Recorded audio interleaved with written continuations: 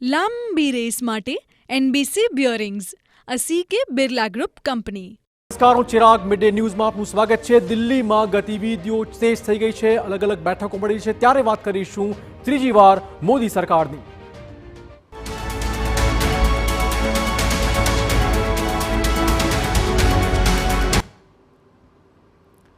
એક મહત્વપૂર્ણ સમાચાર દિલ્હીથી। મોદી સરકાર 2.0ની અંતિમ કેબિનેટની બેઠક પૂરી થઈ ગઈ છે। પીએમ મોદીની અધ્યક્ષતામાં 17મી લોકસભા ભંગ કરવાની રજૂઆતને મંજૂરી આપી દેવાઈ છે। આ બેઠકમાં એનડીએના વિજય પર કેબિનેટમાં પીએમને અપાયા હતા અભિનંદન। ટૂંક સમય પહેલા જ મોદી સરકારના પ્રધાનમંડળની કેબિનેટ મંત્રીઓની બેઠક પૂર્ણ થઈ ગઈ છે અને લોકસભા ભંગ કરવાની રજૂઆતને મંજૂરી આપવામાં આવી હોવાના સમાચાર અને હવે નવી સરકાર રચનાની દિશામાં કવાયત તેજ કરવામાં આવશે। બીજી બાજુ એનડીએ ગઠબંધન મુદ્દે ખૂબ જ મહત્વપૂર્ણ સમાચાર મળી રહ્યા છે।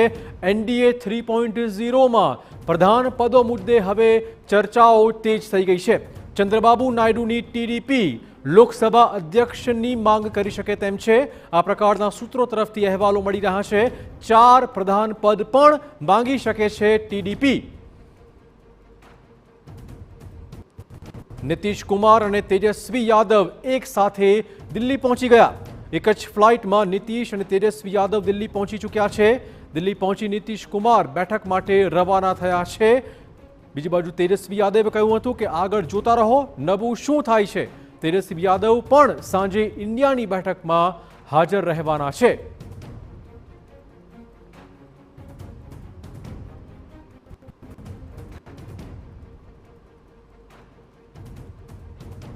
તો બીજી બાજુ ગુજરાત બીજેપીના તમામ સાંસદોને દિલ્હીનું તેડું આવ્યું હોવાના સમાચાર।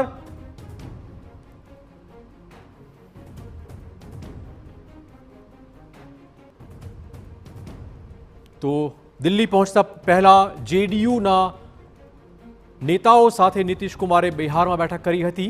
એ બેઠકમાં જ આગામી રણનીતિ વિશે ચર્ચાઓ થઈ। જેડીયુ કેવી રીતે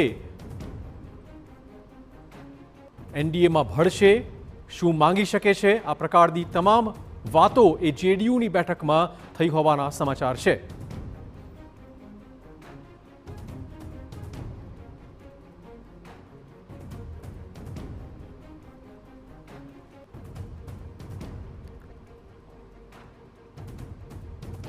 લાંબી રેસ માટે એનબીસી બ્યોરિંગ્સ, અસી બિરલા ગ્રુપ કંપની।